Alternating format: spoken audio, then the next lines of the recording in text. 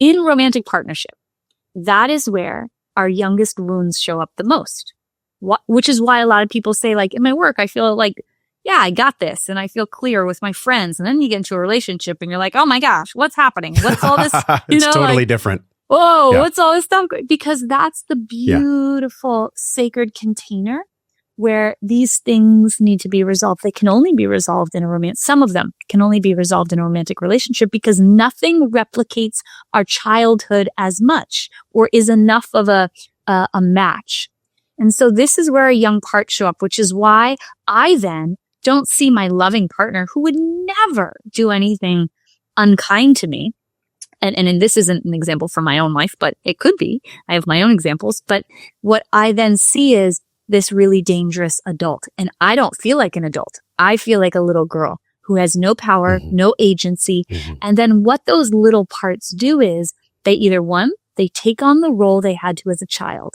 So that might be placating. So I become small and I get quiet. I feel really scared of you. I just acquiesce. I fawn. I become whatever you want me to be. And I say things that I don't really mean. Even our language will change. So it won't be as eloquent. It'll sound like I'm 8. Or sometimes what happens is if I wasn't safe in my childhood to actually say, hey, this isn't okay, I may notice that I have misplaced anger come out from me. And I have a hypersensitivity to their frustration where I'm not seeing them as being frustrated. I'm seeing them as being rageful. And I'll say things like, you can't speak to me that way, or that's not acceptable, or whatever, because I'm not here. I'm in 1985 or 1975 or 2005, or maybe I'm not in my childhood. I'm in that relationship where that person cheated on me. And so my partner coming home late from work because they had a meeting that ran long, my threat detector says that means you must be cheating on me with a coworker. And I'm responding as if I'm in that experience from 5 years ago, not in the one from today. And this is happening to humans all day long, and we just don't realize it. I live in Los Angeles, a city that has crazy amounts of traffic. And the amounts of times I'm driving down the street and people are getting, what people call road rage. I'm looking at somebody who's 65 years old and I can see an rageful 13-year-old that's probably angry at their parent that never considered them or saw them. And how's that coming out? Because the person in front of them didn't use their blinker. And that's reminding their nervous system of being unconsidered. And so now the anger that they weren't able to express towards their parent is coming out by flicking off the person in front of them and screaming. Oh, Sarah, I have to pause you. Wow. There's so much there. And I can feel the energy behind your work. I know we all can feel it. I want to go back to something you said, because I have been there in traffic. And I have actually said to my now fiance, I'm like, that person's just really unhappy with their life. This has nothing to do with them cutting me off for a red light. So I feel you 100%. I want to make a personal corollary, because when I asked you about time traveling, I have had moments, and I wonder if you could unpack this both personally and also neurologically, where the body keeps the score. We've talked about this book so much. We know Peter Levine's work. We understand the neural tree and how it impacts us, how arrested development actually can stick us and hold us hostage unless we are here to exhale and do the somatic work. So my question for you is this: if we go back, if we ride a roller coaster back in our timeline in that moment where we're essentially unconscious, right? And the nervous system is driving itself, there's no adult at the wheel. How do we personally, maybe a personal experience that you've had or with so many clients you've worked with now, take the wheel again? Because some of the concepts you're portraying are so vast and they're podcasts of their own. How do we just simply put our hand up and say, the adult is here, I'm going to grab the wheel, and we're not in that time anymore. We're actually here in this present moment. I think this is really powerful for all of us. Yeah. The thing about my field is it's very bizarre that we've had decades of research, and yet it's left people with this mystical experience of healing. Like it feels very intangible. What the heck is it? How do you do it? Nobody tells you the order for how you have to do it. And there's just a lot of books written that's cognitive, that's not going to really shift things. Whereas if you look at like physical therapy, for example, and I'm just naming this because I want to bring the corollary to mental health. If I break my knee, everybody knows there's an order to that healing process. That's public knowledge. They might not know the exact order, but you're not going to start with doing jump squats, or deadlifts. You start with slowly, and then you build your capacity. The same goes for all of this work. The first and most important thing is we must build regulation within our autonomic nervous system and become what I really see it as is we are becoming, our adult self is becoming the warrior for the younger parts. That is first and foremost. If you try to skip to doing IFS, so internal family systems, inner child work, if you try to do that without being the warrior, who the heck is trying to rescue that 8-year-old? Probably a protective part who's like 13. A 13-year-old cannot rescue the 8-year-old. Only our adult selves can. So the first and the most important step is we have to bring regulation to our nervous system. This is like going to the gym. So we're doing consistent neural exercises.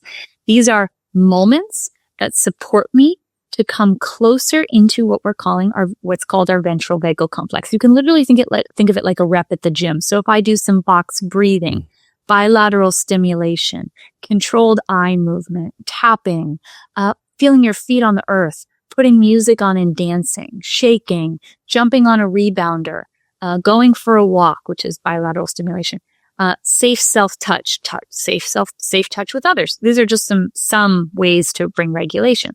The more that you do that, the more that you build your capacity to hold activation. And something I say all the time is when we're becoming the warrior, it essentially means you're becoming a parent to those younger parts.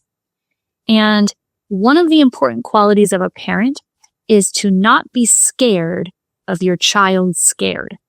I know that is not correct English. It's on purpose. And what I mean by that is if a kid says, there's a monster in the closet, and I say, oh my gosh, you're right, there's a monster in the closet, they will not feel better.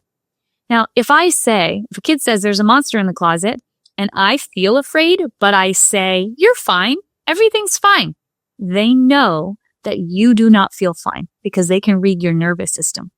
And the same goes if you're trying to comfort a younger part, like I'm trying to calm that part down and say, they're not cheating on you, you can trust them. But adult you doesn't actually feel that, you're wasting your time. It will not work. And I say that because so many people think, oh, this work's not going to work. It doesn't work for me. I've tried doing IFS. I've tried doing parts work. It doesn't work. That's an indicator to me that you haven't yet become fully the warrior your young parts need. The warrior is completely unafraid of what terrifies the young part. And you do that through regulating your nervous system. So once I have built that capacity, I can hold activation. Then I have to know the difference between, this is very important, this is called the differentiation process, or I call it that. And that means that I have to know in my body, what does it feel like to be in my adult self, my truest self, my soul self? I use those interchangeably. And then what does it feel like to be in each of my parts? Because they feel very different in our bodies. They speak different. They feel different. The postural stance of your body will literally be different. You'll hold your face. People's faces actually morph. You look at people when they're in parts. When I'm in a part, I do not look like my adult self. I look very different. The way I hold my eyes, the way I hold my jaw, everything changes. So I have to, as Sarah, know the difference between who's in my body, because we have this thing called self-like parts, or these things that are really good at mimicking being an adult. And a lot of times we think it's adult us, when it may not be. So something I invite people to do is think of just one moment in time where you have felt either in flow, could have been a spiritual moment, a moment in nature where you have felt grounded, at peace, where you have felt connected to all things, where you have this deep sense of knowing that no matter what, I am okay and I am safe to be here. And we have to really clock what are the sensations I notice, what are the feelings I notice, and so on and so forth. Then we need to get to know who those other parts are. And they're locked in time. They're all locked in those experiences. So what we do in this work is we have to go back to the state-dependent memory in order to resolve it. That means we have to time travel, which is so cool. So we become the warrior. My job is to help people become that warrior. Then we have to fall in love with these parts of ourselves. And the only way to fall in love with them is to stop identifying with them. They're not you. They're a version of you, but they're not you. So the more that I can tease apart who they are and who I am, and I can see this 6-year-old as good and lovable and precious, or this 17-year-old as good and lovable and precious, I start to fall in love with them. Then what we must do is we must go into the state-dependent memory. So we go back to the experience that once overwhelmed them. It's literally, I am traveling time back to the experience. And what's so fascinating about this is we have their vagal tone present. So their panic, their feelings of being worthless, their terror, whatever it might be that's there. We can feel that, but I can also feel adult me here. And when I'm working with, and I've done this work myself, I for 15 years, it's the most spiritual thing I've ever done. It's really shamanic in nature, and it's totally scientific. And there are no words to describe the power of it. I've done this with over 10,000 people I've worked with. And something as simple as, if I ask someone, if I have both parts present, tell me which hand is your younger self, they'll immediately know. On my right hand. And then I'll ask them, take the hand of that part. And what they might say is like, whoa, the part's squeezing so tightly, like they don't want me to let go. And I'll introduce people to their parts in the state-dependent memory. And then what constitutes being a good parent to our parts is two things. It's being ferociously protective and soft and attuned. If you look at a lioness, for example, with her cubs, she is both of those things. If you get near her cubs, she will maul you to death. She is ferociously protective. The cubs know that. And because of that, even though they are living in a very unsafe environment, they are free to play and be silly and do all kinds of stuff because they know my mom's going to kill you if you do anything to me. And that frees them up to be a child, which a lot of us, by the way, we didn't get. We might not have had a caregiver who did. They said, oh, they're bullying you because they love you, or they have a crush on you. And, you know, they don't mean it. So that's not being ferociously protective. So we have to be that for our parts. And then we have to be soft and attuned. Soft and attuned means feeling on an autonomic level what that part is feeling. A lot of people think attunement is what you say. Attunement has very little to do with what you say, because we know that, because you know when you've had experiences where people say the right words, but it just feels like they're missing you. Sure. Like, you don't get me. Yeah. Attunement is I'm meeting you where you are in your nervous system, and your experience of fear, of panic, of not belonging, of being all alone, it doesn't engulf me. So me as the parent, the warrior, it's like I have a rope to regulation, and my job is to come find you, to protect you, to hear you, and to rescue you from this experience.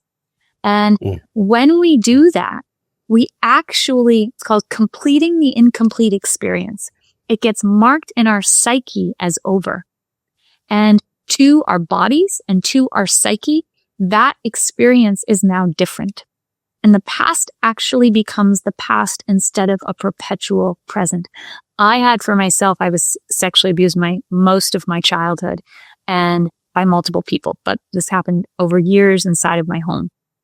And what usually occurs for children is it becomes internalized. So instead of that, you're bad, it's I'm bad. And there's no amount of talking out of that works. What's necessary is our adult selves accessing the appropriate, what's called healthy aggression, meaning the appropriate response. So healthy aggression is the appropriate response to whatever occurred. So the healthy aggression to a waiter bringing me the wrong food is not to maul them, right? It's to say, hey, excuse me, sorry, I ordered the steak, I didn't order the broccoli, whatever. Appropriate healthy aggression to something like what I experienced would be to be in my animal self and stop that. And what happens when we're in our animal body, of course, just to name, we aren't doing this in real time. This is done therapeutically in our mammalian system.